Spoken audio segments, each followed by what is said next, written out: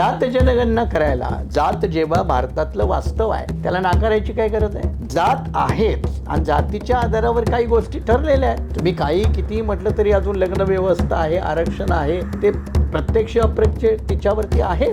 मग जर ते आहे तर ते तुम्हाला नाकारता कसे? मग त्याची जी चॅनलायझिंग मेकॅनिझम आहे जनगणना, त्यात तुम्ही जनगणना करायच्या नाहीत का? त्या जनगणना केल्या नाही तर तुम्हाला कुणाचं प्रतिनिधित्व कसं कळेल? त्याला न्याय कसा द्याल तुम्ही? राष्ट्रवादाचं भूत हे नेमकं तेच आहे. आता भारतातल्या BJP सारख्या RSS सारख्या मंडळींनी या राष्ट्रवादाला धर्माधिष्ठित राष्ट्रवादाची जोड दिली आणि त्या धर्माधिष्ठित राष्ट्रवादाची जोड दिल्यामुळं त्यांना धर्माचं अवडंबर एका बाजूला आणि दुसऱ्या बाजूला राष्ट्रवादाचं अवडंबर, हे परफेक्ट इक्वेशन सत्तेकडे घेऊन जाणारं सुसह्य वाटलं आणि त्यामुळे त्याचा ते सातत्यानं स्वीकार करतायत, त्याचा पाठपुरावा करतायत. पण त्याच वेळेला तुम्ही हे लक्षात घ्या की हीच मंडळी होती ज्यांनी संविधानाला नकार दिला, बाबासाहेब आंबेडकरांच्या संविधान शिल्पकारपणाला नकार दिला.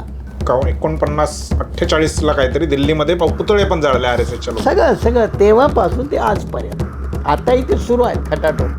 पण त्यांना सार्वजनिकरित्या हे मांडता येत नाही, बोलता येत नाही. त्यांना आवडून संविधानाशिवाय. म्हणून नरेंद्र मोदीला संसदेत गेल्यावर संविधानाच्या समोर माथा टेकावाच लागतो. समता स्थापन करणं याचा अर्थ फक्त जाती व्यवस्था चॅलेंज आहे असं नाही. जाती व्यवस्था सगळ्यात मोठं चॅलेंज आहे, पण ते एकमेव नाही. तुमची स्त्री पुरुष असमानता हे दुसरं चॅलेंज आहे. तिसरं तुमच्या राज्यकर्त्याची मानसिकता उदासीनता हे तिसरं चॅलेंज आहे. या 3 चॅलेंजेसला जेव्हा आपण एकत्रित करून बघू तेव्हा उदाहरण म्हणून आपण पाहू, आरक्षण धोरणाची सुरुवात का झाली? तर ज्याला प्रतिनिधित्व नाही म्हणून त्याला प्रतिनिधित्व मिळावं. म्हणजे आरक्षण धोरणाचं कारण काय? तर ज्याचं प्रतिनिधित्वच नाही त्याला प्रतिनिधित्व द्या. म्हणजे आरक्षण हा काही गरिबी हटाव, कुणाला काही जगता येत नाही म्हणून आरक्षण द्या असं नाही. आरक्षण लोकशाही प्रक्रिया आहे. लोकशाही प्रक्रियेमध्ये सर्वांचा सहभाग असायला हवा. शासन असेल, प्रशासन असेल, आणखीन काय असेल. त्यामुळं आरक्षण धोरणाची कारण मीमांसा केली तर त्यातलं मूळ उगम आहे तुम्हाला प्रतिनिधित्व असावं. आता राज्यकर्ते काय करत आहेत? आरक्षण प्रतिनिधित्व म्हणून नाही, त्याच्याकडे कसं बघतायत तर आरक्षण हे सत्तेपर्यंत पोहोचण्याचं साधन म्हणून पाहत आहेत. हा फरक आहे. म्हणजे संविधानकर्त्याची आरक्षण देण्याची दृष्टी आणि वर्तमान राजकारण्याची आरक्षणाकडे पाहण्याची दृष्टी याच्यात मूलभूत फरक आहे, किंबहुना परस्पर विरोध आहे. म्हणजे राज्यकर्त्यांचं हे आचरण संविधान विरोधी आहे, आपण असंच म्हणू शकतो. त्यामुळं आरक्षण धोरणाची संविधानकाराचा हेतू आणि आता जेव्हा पाहिलं तेव्हा सत्तेकडं पोहोचणं यासाठी आरक्षणाचा वापर शिडी म्हणून आणि मग त्यातून घडणारे हे वादविवाद ज्याची महाराष्ट्र आपण अनेक वर्ष पाहतो आहे. पण त्याही ठिकाणी मला महाराष्ट्राच्या बाबतीत स्पष्टपणे सांगायचं आहे की गुजरातमध्ये पटेलांचं आरक्षणाचं आंदोलन सुरू झालं, पण त्यानंतर ते थांबलं, आता नाही. उत्तर भारतातल्या 9 राज्यामध्ये जाटांचं आरक्षणासाठी आंदोलन झालं गुजरातचं, आता ते थांबलं. पण महाराष्ट्रातल्या राज्यकर्त्यांना मात्र हे थांबवता आलं नाही. थांबवता आलं नाही की थांबवायचंच नाही? हां, आता हा मुद्दा. म्हणजे जो सुज्ञपणा तिकडच्या राज्यकर्त्यांनी दाखवला तो महाराष्ट्रातल्या राज्यकर्त्यामध्ये सुज्ञपणा नाही. गुजरातमध्ये बघा, पटेल आरक्षणाचा प्रवाह थांबला. जाट गुजर आरक्षणाचा सुप्रीम कोर्टानं एकदा फटका मारलं, थांबलं. आपल्याकडं मराठा आरक्षणाला सुप्रीम कोर्टानं फटका मारला, थांबवलंही, बेकायदेशीर घोषित केलं, तरी पुन्हा इथले राज्यकर्ते घेऊन येतात. म्हणून मी मागाशी म्हणालो की आरक्षण धोरणाचा प्रमुख हेतू उपेक्षित समाजवर्गाला प्रतिनिधित्व असावं, सहभाग असावा. मात्र त्याचा सत्ता संपादनासाठी राजकीय वापर होत असेल तर हा काही संविधानाचा गुन्हा नाही, हा राज्यकर्त्यांचा गुन्हा आहे. ही राज्यकर्त्यांची गैरसंविधान विरोधी वागणूक आहे. मात्र अशा गैरसंविधानी विरोधी राज्यकर्त्यांना जर देशातील जनता पुन्हा पुन्हा निवडून देत असेल तर ती जनतासुद्धा जबाबदार आहे. मग तीसुद्धा जनता संविधानाची संस्कृती एका बाजूला आणि लोकमताची किंवा जनतेची संस्कृती दुसऱ्या बाजूला, मग हा मधला गॅप आहे. त्याची अनेक उदाहरणं आहेत. जातीव्यवस्थेच्या बाबतीमध्ये आपल्याला अनेक पावलं पुढे टाकता आली असती. म्हणजे इंग्रजांनी जेवढं जातीव्यवस्थेच्या विरोधात काम केलं तेवढं भारत सरकारने केलं नाही असं आपल्याला म्हणावं लागेल. दोन्ही सरकारांनी म्हणजे जरी दोन्ही जरी भारतीय राज्यघटनेनं एवढा मोठा बूस्टर दिला आहे तुम्हाला, तरी दोन्ही कालखंडातील जी काही सरकारं आली, मग ती काँग्रेसची असो, BJPची असो, कुठल्याही विचाराची असो, त्यांना या स्तरावरती प्रचंड काम करता आलं नाही. त्याचं कारण असं की यांचं देशप्रेम फार बेगडी आहे, यांचं सत्ताप्रेम फार उघड आहे आणि सत्तेसाठी वाटेल ते करायचं. त्या पद्धतीनं मग सामाजिक बदलाव नको, सामाजिक सुधारणा नको, ऐतिहासिक रूढी परंपरा म्हणजे अत्यंत गलिच्छ असणाऱ्या रूढी परंपरासुद्धा आपण नाकारायच्या नाहीत. मग नव्या समाजाची निर्मिती कशी होणार, जे घटनाकारांचं स्वप्न आहे, जे संविधानाचं स्वप्न आहे, त्याच्याकडं मात्र इथले शासनकर्ते द्यायला तयार नाहीत. त्याचं कारण असं की त्यांना अजूनही वाटतं की पारंपरिक वर्चस्व. म्हणून बाबासाहेब आंबेडकरांचं पुन्हा संविधान सभेतलं शेवटच्या भाषणात ते म्हणतात की या देशात सत्ता ही विशिष्ट वर्गाची मक्तेदारी राहिलेली आहे. आता त्याच मानसिकतेचे जर राज्यकर्ते पुन्हा पुन्हा आले तर पुन्हा तेच चालू राहिले तर आपल्या लोकशाहीला अर्थ काय, हा प्रश्न आहे. संविधानानं दिलेल्या ध्येयधोरणांना अर्थ काय.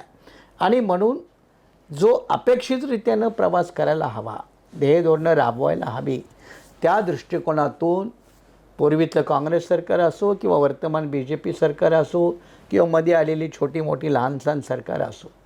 मंडल आयोगाचं उदाहरण घेऊ आपण. आंबेडकरांचं 340 कलम घालण्यापाठीमागं ते 1950लाच आलं. बाबासाहेबांनी 51ला राजीनामा दिला. त्याच्यात उल्लेख आहे की मी राजीनामा देतोय, त्याला हिंदू कोड बिल फक्त जबाबदार नाही, 3 कारण तर OBCसाठी एक कमिशन नेमावा. त्याच्यात नेहरू सरकारनं नेमला नाही. नेमला नेहरू सरकारनं कितीला? 55ला. काय झालं त्याचं? पुन्हा नाकारला काका कालेलकर. मग 77ला आपण बघितलं, आणीबाणीच्या नंतर नवीन एक राजकीय वातावरण झालं. ते म्हणाले आम्ही त्याला लागू करू. आले सत्तेवर, ते म्हणाले आता ह्याला सोडा, आम्ही दुसऱ्या लागू करतो. हे जुनं झालं. आता बाजूला ठेवा. त्यांनी बाजूला ठेवला. त्यांनी मंडल कमिशन नेमलं. त्याचा रिपोर्ट 82ला आला. लागू करायला 92 लागलं. म्हणजे ती 42 वर्ष OBCची फुकट गेली. पहिला GR 94ला निघाला, पुन्हा 2 वर्ष 94ला निघाला. म्हणजे ही अशी अनेक उदाहरणं आहेत. 1951 पर्यंत आदिवासीचा जनगणनेमध्ये कॉलम होता, आता तो नाही. जात जनगणना करायला, जात जेव्हा भारतातलं वास्तव आहे त्याला नाकारायची काय गरज आहे? जात आहेच आणि जातीच्या आधारावर काही गोष्टी ठरलेल्या आहेत. तुम्ही काही किती म्हटलं तरी अजून लग्न व्यवस्था आहे, आरक्षण आहे, ते प्रत्यक्ष अप्रत्यक्ष तिच्यावरती आहेच. मग जर ते आहे तर ते तुम्हाला नाकारता कसं येईल? मग त्याची जी चॅनलायझिंग मेकॅनिझम आहे, जनगणना आहे, त्या तुम्ही जनगणना करायच्या नाहीत का? त्या जनगणना केल्या नाही तर तुम्हाला कुणाचं प्रतिनिधित्व कसं कळेल? त्याला न्याय कसा द्याल तुम्ही? म्हणजे ही ज्या बाबतीत काही म्हणजे कचकाऊपणा म्हणतो आपण किंवा ज्याच्यामध्ये हिंमत नाही ते करण्याची, ती अशा पद्धती म्हणजे आतापर्यंत BJPने विरोधच केला जनगणनेला. याचा अर्थ काँग्रेसनं स्वीकार केला असे काही नाही. काँग्रेसनं ही जनगणना कास्ट बेस्ड सेन्सस केलंच नाही. अगदी नेहरूंच्या काळापासून अगदीच ते बंद आहे. त्यामुळं दोन्ही त्या बाबतीत दोघेच एकाच तारातुतले आहेत, म्हणजे एकाच माळेची मणी आहेत. त्यामुळं अशी अनेक उदाहरणं येतील की ज्या गोष्टीवरती आपणाला संविधानाच्या ध्येयधोरणाच्या नुसार खूप पुढे जाता आलं असतं. पण त्यात हे दोन्ही सत्ताधारी वर्ग आणि इतरही वर्ग राज्यस्तरावरती, बेंगॉलमध्ये कम्युनिस्टांना 25 वर्ष संधी मिळाली होती, ज्योती बसूंना. गरिबीचं प्रमाण बेंगॉलचं काय? गरिबीची बंगालमधली सामाजिक चौकट काय आहे? हे जेव्हा आपण तपासतो तेव्हा झालं काय की राज्यघटनेनं आधुनिकता दिली, आधुनिक मानसिकतेची गरज दिली आणि हे पारंपरिक मानसिकतेतून बाहेर यायला यांना शक्य होत नाही. त्यांच्या अडचणी आहेत. मग काही अडचणी असतील तर त्या जातबंधनाच्या असतील, वर्गवर्चस्वाच्या असतील, सत्ता संपादनाच्या असतील, याचे हे शिकार आहेत. त्यांचं टार्गेट भारतीय राज्यघटना प्रमुख नाही, त्यांचं टार्गेट स्वतःचं जे काय आहे ते स्टेटस को मेंटेन करणं, त्याचा हा परिणाम. जाती व्यवस्थेच्या निर्मूलनाच्या संदर्भामध्ये म्हणजे बाबासाहेबांचं एक स्पीच जे झालं नाही आणि नंतर पुस्तकरूपामध्ये ॲनिहिलेशन ऑफ कास्ट आलं, तर त्याच्यामध्ये ते असं म्हणतात की जो व्यक्ती जात पाळतो म्हणजे ऑब्झर्व करतो तर तो त्याला दोषी नाही आहे. जो धर्म, जे धर्मग्रंथ त्याला जाती व्यवस्थेची धडे देतात, शिकवण देतात, त्याच्यामध्ये ते कास्ट नोशन लहानपणापासून रुजवतात, तो धर्म, ती धर्मग्रंथ ह्याच्यामध्ये याला कारणीभूत आहे. तसं कोणाला जर पकडायचं असेल तर त्या धर्म आणि धर्मग्रंथाला पकडा. आणि आत्ता सध्याचं जे वातावरण आपण बघितलं तर धार्मिक स्वरूपाचं खूप आहे. म्हणजे प्रधानमंत्री अगदी बाकीची जनहिताचं कामं सोडून राम मंदिराचं, म्हणजे तो एक पॉलिटिकल भाग आहेच त्याच्यामध्ये त्यांचा, परंतु हे धार्मिकता जर वाढत असेल, जे बाबासाहेब म्हणतात की संपवली पाहिजे, तर हे जाती व्यवस्था कशी नष्ट होणार जर हे असं वाढत राहिलं तर? पहिल्यांदा आपण काही गोष्टी मान्य करूया. त्यातली एक बाब म्हणजे भारतीय राज्यघटनेनं प्रत्येकाला त्याचं धार्मिक स्वातंत्र्य दिलेलं आहे. पण धार्मिक स्वातंत्र्य म्हणजे कट्टरतावाद का, तर ते दिलेलं नाही. एक्स्ट्रीम लेवलचं दिलेलं नाही. नाही, पण तरी एक्स्ट्रीम लेवलचं जरी नसेल तरी म्हणजे एखाद्या विशिष्ट धर्मामध्ये जर जाती व्यवस्था ह्याला मान्यता असेल तर ती पाळणं हे चुकीचं आहे. पुढे पुढे तोच संदर्भ येतो की धार्मिक स्वातंत्र्य आहे प्रत्येकाला, पण त्या धार्मिक स्वातंत्र्याची जी अधिष्ठान आहेत, त्याचे जे फाउंडेशन आहेत, ते जर संविधानाला क्लॅश होत असेल तर त्याला जागा नाही. बरोबर. मग ती जात असेल, रूढी परंपरा असेल, काही असेल, त्याला जागा नाही. उदाहरणार्थ बालविवाह असेल तुमची कस्टमरी पद्धत, सती असेल तुमची कस्टमरी पद्धत, किंवा असमानता असेल तुमची पण ती संविधानाला छेद देते. बरोबर. त्यामुळे तिला मान्यता नाही. त्यामुळे धार्मिक स्वातंत्र्य हे संविधानाच्या चौकटीत बघायचं असतं. आता तुम्ही जेव्हा ज्याचा उल्लेख केला की या देशामध्ये खरं म्हणजे एक सामाजिक युद्ध कायमचं आहे. इथल्या अनेक संस्कृती एकमेकाशी सातत्याने भिडत आहेत. इथली प्रस्थापरताची एक संस्कृती आहे, त्याला आपण ब्राह्मणी संस्कृती म्हणतो, त्याला आजकाल सनातनी हिंदू संस्कृती म्हणतो.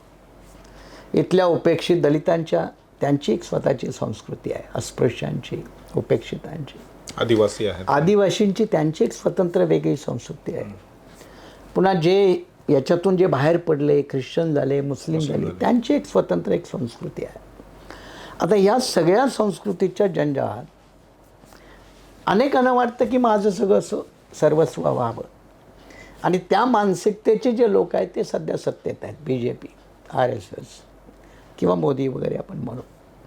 त्यांना असं वाटतं की सनातनी मानसिकतेचे, सनातनी संस्कृतीचे, अर्थात ते खबरदारी घेतात की ही सनातन संस्कृती म्हणजे नेमकं काय, ते कधीच येऊ देत नाहीत. ते अनेक वेळा हिंदू राष्ट्र बनावं म्हणतात, पण त्याच वेळेला मोदी म्हणतात की हिंदू धर्म नाही. एका मोहन भागवत पण म्हणतात हिंदू हा धर्म नाही, जीवनशैली आहे वगैरे. बरोबर.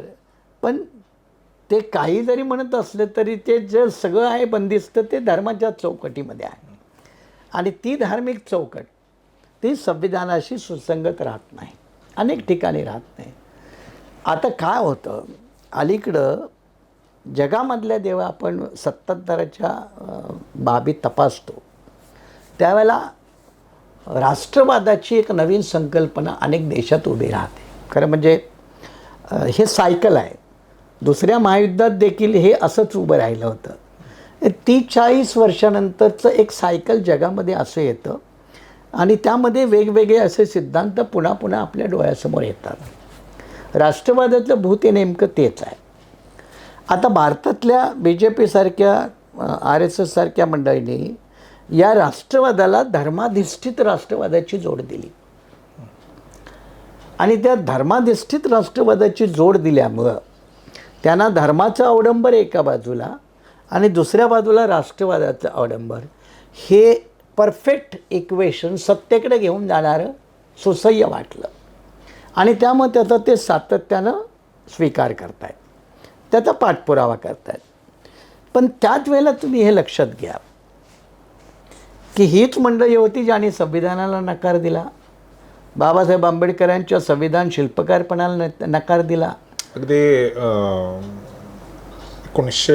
49-48ला काहीतरी दिल्लीमध्ये पुतळे पण जाळले RSSच्या लोकांनी. सगळं तेव्हापासून ते आजपर्यंत आताही ते सुरू आहेत खटाटोप. पण त्यांना सार्वजनिकरित्या हे मांडता येत नाही, बोलता येत नाही. त्यांना आवडून आलं संविधानाशिवाय. म्हणून नरेंद्र मोदीला संसदेत गेल्यावर संविधानाच्या समोर माथा टेकावाच लागतो. म्हणजे ते जे सोशल इन्व्हायरमेंट बिल्डअप करू इच्छित आहेत, रिलिजियस इन्व्हायरमेंट जे बिल्डअप करू इच्छित आहेत, त्याचं संक्षिप्त उत्तर स्वतः RSSचे प्रमुख भागवतांनी दिल्लीमध्ये 3 व्याख्यानं दिली संघाच्या 100रीनिमित्त. त्यावेळेला ते काय म्हणाले की अजूनही आपणाला भारतातला सगळा हिंदू एकवटता आलेला नाही. हेच मोठं अपयश आहे त्यांचं. त्यांच्या एवढ्या जरी सगळं असलं तरी त्यांना हिंदूचं सुद्धा एकीकरण करता आलेलं नाही. त्याचं कारण असं की हिंदू धर्मातल्या चौकटीतल्या ज्या काही उणीवा आहेत त्या उणीवा दूर केल्याशिवाय तुम्ही तिकडे जाऊ शकत नाही. आणि हे उणीवा सहज जगायला जर बघत असतील, पण यांनी उणीवासह जगण्याचे दुसरे प्रकार केलेत. दुसरे प्रकार म्हणजे काय तर आदिवासींचा बिरसा मुंडा हा आदिवासी संघर्षाचा नायक आहे. त्याचे पुतळे जानवे घालण्यापासून उभे करायचे. बाबासाहेब आंबेडकरांचं हिंदूकरण कसं करता येईल, अँटी इस्लामीकरण कसं करता येईल याचे सगळे प्रयत्न करायचे. किंवा देशाची एकंदरच मांडणी याच दिशेनं म्हणजे हाच देशाचा गौरव अशा पद्धतीने करायची. ॲक्च्युली काय म्हणतात ना की एक विद्वान फार मोठा आहे, तो असं म्हणतो की भारतातल्या बहुतेक लोकांचे डोळे जे पुढच्या बाजूला आहेत ते मागे असायला हवे होते, कारण त्यांना नेहमी मागेच बघायची सवय आहे. आणि इथला शासक वर्ग तो पुढे बघत नाही, तो मागेच बघतो. आणि आजही सत्तेत आहेत त्यांना असंच वाटतं की मागचा कालखंड खूप होता. त्या शहाण्या मंडळींनी त्यावेळेचं GDP तपासावं, त्यावेळेची सामाजिक समता तपासावी, त्यावेळेचं देशाचं एकूण राष्ट्रीय उत्पन्न तपासावं. पण म्हणतात ना की समूहाला मोहिनी घालण्यासाठी, मोहिनी म्हणजे ते हिप्नॉटिझमचा जो प्रकार आहे तो राजकीय फायद्यासाठी हीच मोहिनी घालण्याची कला यांनी वेगवेगळ्या पद्धतीने विकसित केली. आणि म्हणून त्याच्यामध्ये एका विशिष्ट विचारधारेचं, विशिष्ट विचाराचं, विशिष्ट बाजूचं अवडंबर माजवलं जातं. ते आज राज्यकर्त्याकडून आपण पाहतो, जे घटनेला अपेक्षित नाही.